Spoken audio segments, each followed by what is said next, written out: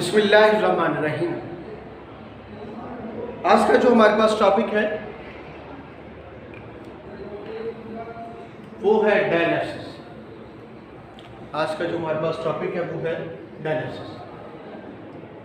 Dialysis का मतलब है cleaning of blood bye artificial means. कि डायलिसिस का मतलब है कि खून को साफ करना है लेकिन मसनूई तरीके से। डायलिसिस का मतलब है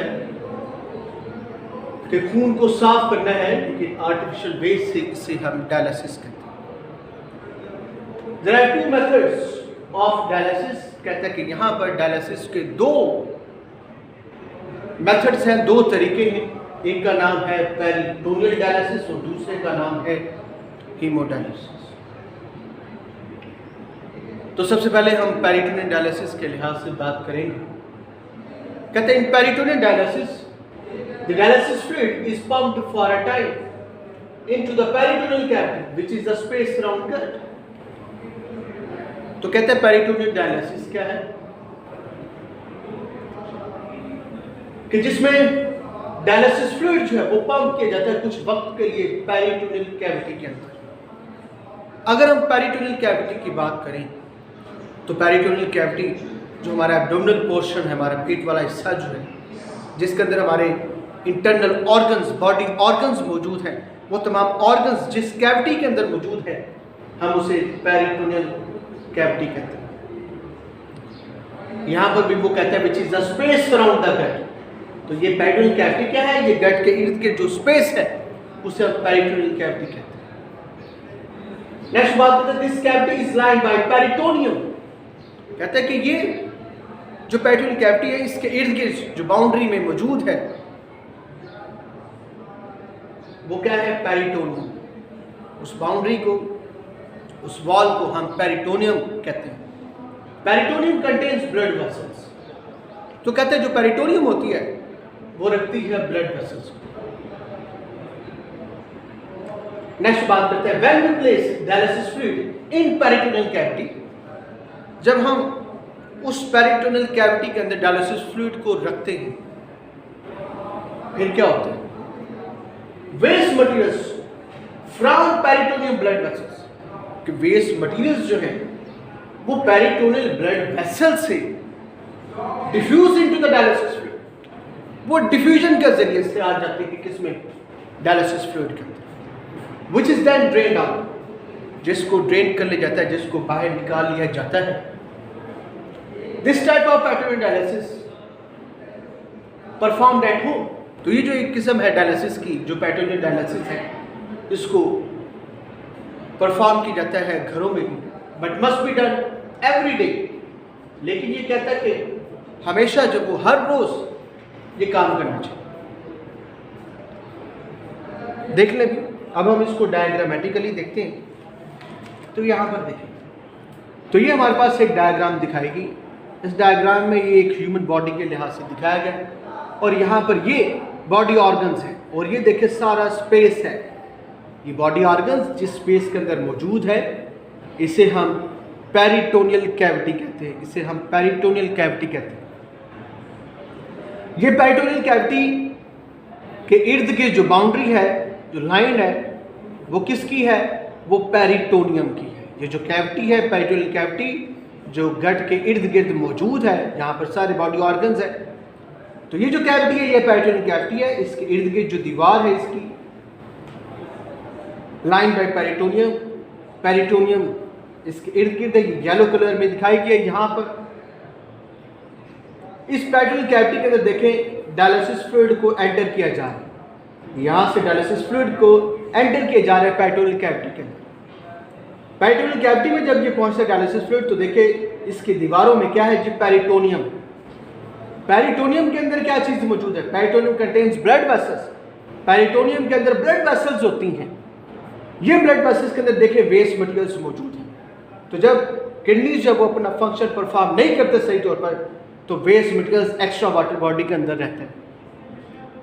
तो फिर क्या हो रहा है? उस ब्लड वेसल से वेस्ट मटेरियल्स जो है डिफ्यूजन के जरिए से डायलिसिस फ्लूइड के अंदर आ रहे हैं। जब वो डायलिसिस फ्लूइड के अंदर आ रहे हैं डायलिसिस फ्लूइड को फिर इसी ट्यूब के ज़रिए से, यहाँ पर देखिए ड्रेनेज के लिए लिखा हुआ है, यहाँ पर वाल्व लगा हुआ, तो वो यहाँ से डायलिसिस फ्लूइड को ड्रेन कर लिया जाता है।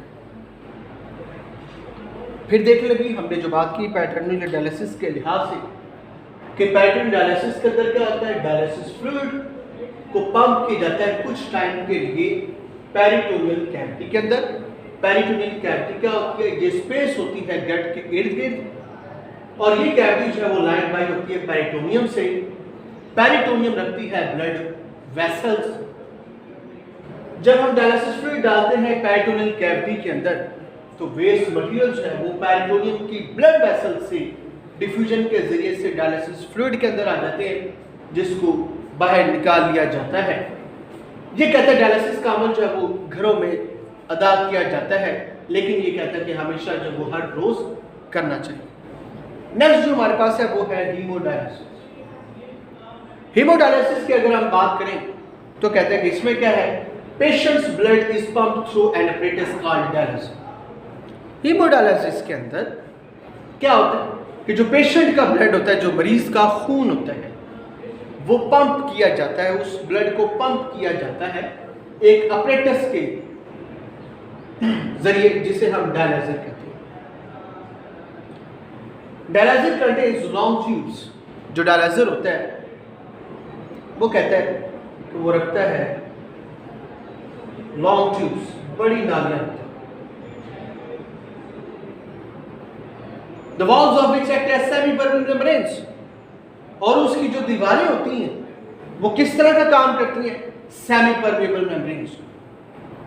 अब semi permeable membranes allowing a very few molecules to cross it, कुछ मॉलिक्यूल्स को वो गुजरने की इजाजत देती हैं, तो वो सेमी परमेबल मेम्ब्रेन्स का काम करती हैं डायलिसिस की लॉन्ग ट्यूब्स। नेक्स्ट बात करते हैं blood flows through the tubes. अब जो ब्लड होता है वो कहता है कि उन डायलिसिस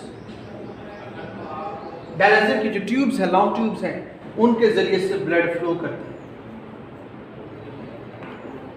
नेक्स्ट क्या कहते हैं, while dialysis fluid flows around the tubes. लेकिन जो डायलिसिस का जो फ्लूइड होता है वो इन ट्यूब्स के बाहर जाए, वो फ्लो करता है, वो हरकत करता है। फिर क्या होता है, वो कहता है extra water and waste move from blood into dialysis fluid. बिल्कुल वही अमल होगा डिफ्यूजन के जरिए से कि फालतू पानी और जो वेस्ट मटेरियल्स हैं उनको ब्लड से डायलिसिस फ्लूइड में वो हरकत करें, वही प्रोसेस होगा। The cleans blood is then return back to body. अब ये जो साफ किया गया खून है ये वापस जिस्म के अंदर दाखिल हो जाएगा पेशेंट के।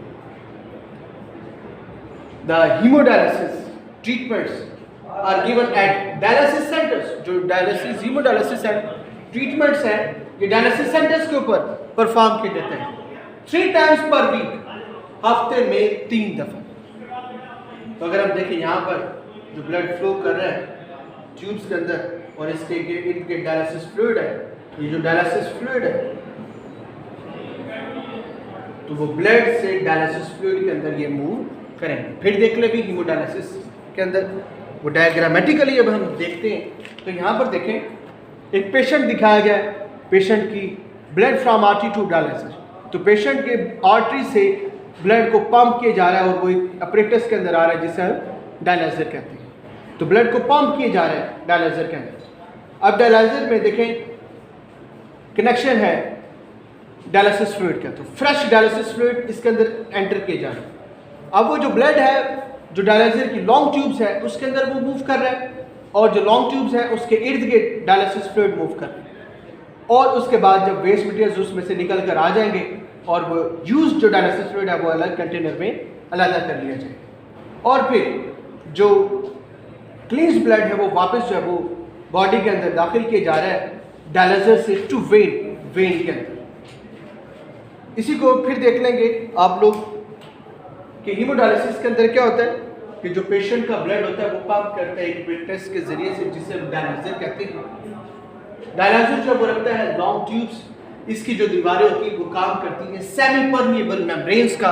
सेमी परमिएबल मेम्ब्रेन्स का मतलब होता है कि वो कुछ चीज़ों को गुजरने की इजाज़त देता है और कुछ को नहीं। जैसा कि हमारे पास ब्लड सेल्स आएंगे या ब्लड प्रोटीन्स आएंगे। Blood flows through tubes, blood जो वो कहता है कि हरकत करता है ट्यूब्स के ज़रिए से, और जो डायलिसिस फ्लूइड होता है वो हरकत करता है ट्यूब्स के इर्द गिर्द। एक्स्ट्रा वाटर और जो वेस्ट होते हैं वो हरकत करते हैं ब्लड से डायलिसिस फ्लूइड के अंदर। इस तरह जो साफ किया गया खून है वो वापस बॉडी के अंदर चला जाता है।